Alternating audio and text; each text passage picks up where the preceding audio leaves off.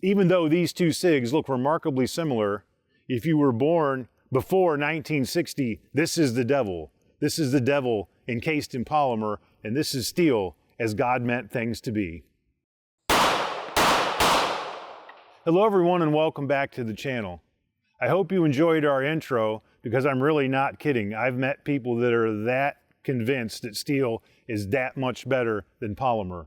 I'm not one of those guys, but there is some differences that we should discuss as we do today's demonstration.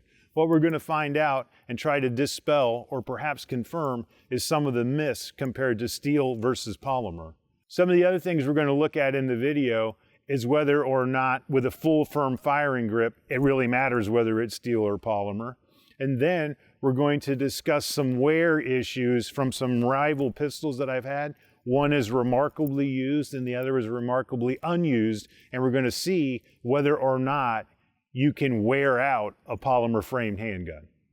Right off the bat, we're going to see whether or not steel actually does dampen the recoil while I do my best in a very unscientific experiment to see if any of that actually works in the real world.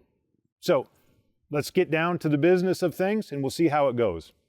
In today's video, we're going to be using ZSR 115 grain 9mm ammunition, stuff you would typically use on the range just for training and practice. Before we begin this portion of the video, I need for everybody to keep in mind that this is in no way a proper shooting technique and nothing that I would endorse anybody to do. This is merely to try and demonstrate, if we can, whether or not steel frame guns recoil less than polymer. So what I've done is I have one round in the magazine and we're going to start with the steel frame 320. And I'm going to try and loosely hold on to the gun with the same pressure related to the experiment when we do it with a polymer gun, okay? I'm holding on to the gun to the point where I'm not going to drop it, and I probably would be able to re-aim the gun if necessary, so it's not like I'm about to drop it, but I'm also in no way squeezing hard, so to speak. So let's just see. I'm going to try to watch the camera. I have a camera over here as well. Transition over to the trigger. Okay. You notice I didn't reset the sights right away. I'm hoping it caught my hand and how much it pushed me to the rear. And now we're going to try the same demonstration with a considerably lighter polymer 320. So as much as I can mimic it, I'm holding on with the same pressure, same grip.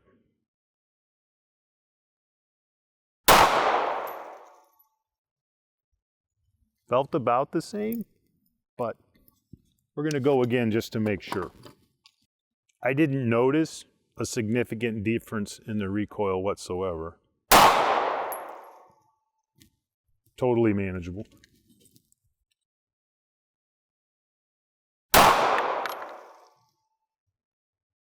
I would say, if anything, this is a little sharper, but certainly not a big enough difference to write home about.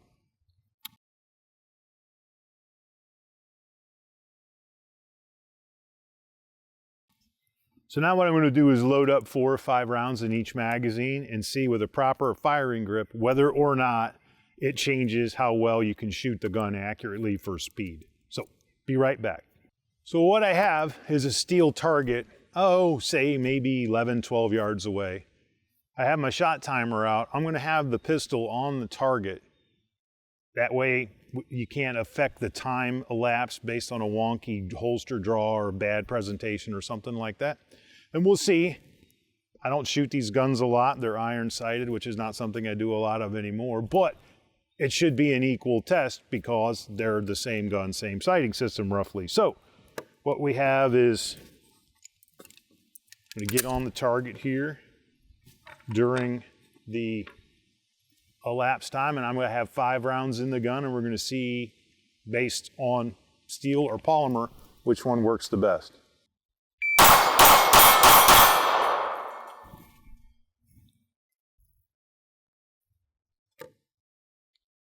In 1.47, so that's, quarter second reaction time.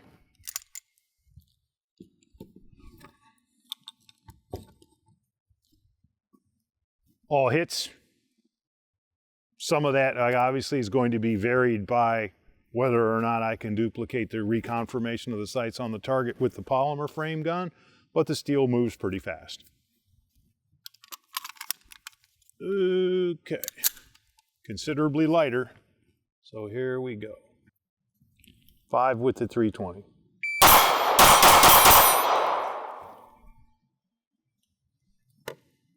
.43, actually faster, all hits. So that's an interesting finding in and of itself. In this particular experiment, the polymer 320 I actually went faster with. Now some of that could be operator error, obviously the difference between the two experiments, but I can comfortably tell you, even if the experiment had went the other way, advantage to the steel, they shoot the same. They just do. There's not any significant advantage to having a steel gun related to string shooting or perhaps doubles drills. I find in this platform, it's exactly the same. So along with that, one of the things I already suspected is true, now I believe is totally true. A lot of this is overstated. It just is. When people purchase steel guns, they think they're going to last forever. You could make the same argument for polymer guns. I've had things break in my polymer frame guns, but they've always been the metal components, nothing to do with the polymer. One of the things you should note though, you do lose a little bit of modularity with steel. Polymer's easier to modify. They kind of rule the world right now, except for the steel frame 1911, which is an interesting point to bring up because steel frame guns are more likely to be left in the condition they are produced in the factory. It's just expensive to modify steel as compared to polymer. But are they more reliable? I don't think so. In fact, you could argue that they're actually a little more prone to scratch and dent if you drop them. Most people aren't prone to dropping their guns a lot, but let's talk real world. Does anybody out there really shoot enough to wear out a gun? I'm very blessed in that I can shoot a lot, and I actually do.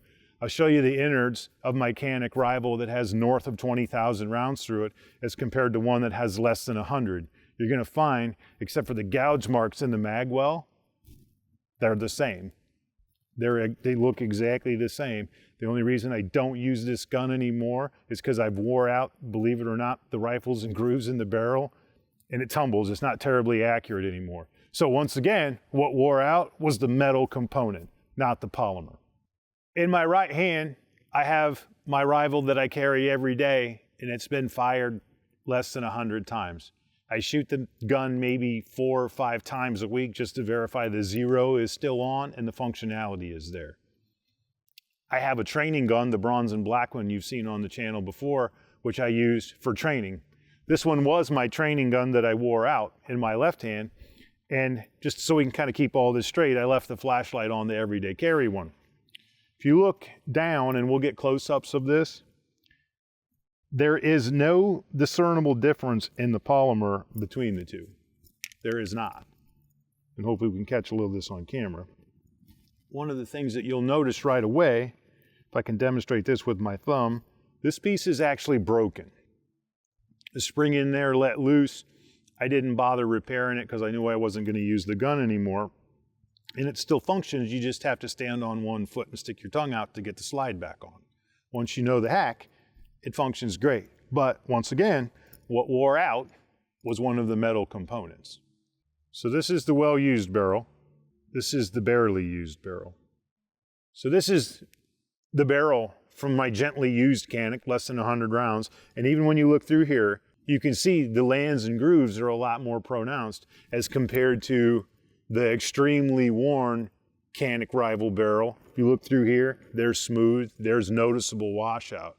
The fact is, I actually quit shooting this gun because regardless of ammunition manufacturer, I would get keyholers. It wouldn't put enough spin or grip onto the bullet to get it to fly accurately. I was having more and more flyers as time went on with this because it's wore out.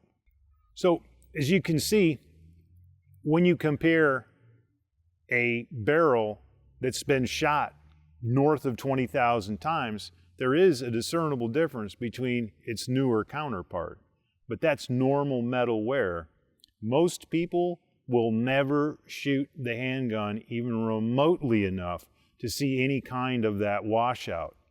Now, that's actually an irrelevant point because both platforms, whether they're steel or polymer, use the same barrel.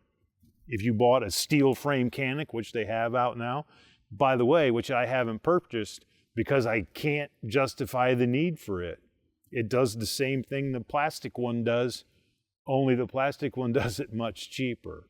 Guarantee you, no matter how much you spend on the gun, if you shoot it a lot, it will wear, regardless of steel or polymer. Throughout the course of this video, my table's been kind of cluttered. It's kind of interesting because it's a little bit like the discussion of whether or not steel is better than polymer or perhaps the other way around. What I would say to the buyer is whatever one feels the best in your hand is the one that you should buy. As long as you're aware that steel is more expensive, and if you carry it a lot or for a long period of time during the day, it's going to be heavier and potentially more uncomfortable. But if you buy the right belt and the right holster, once again, that problem can also be solved. It's really a matter of to each his own. There isn't a clear advantage in one system or the other in my mind. And it's like a lot of other things in the gun world. It's fun to watch people discuss it, but at the end of the day, I don't think that it really is a subject that has a lot of merit one way or the other. It's all about the same.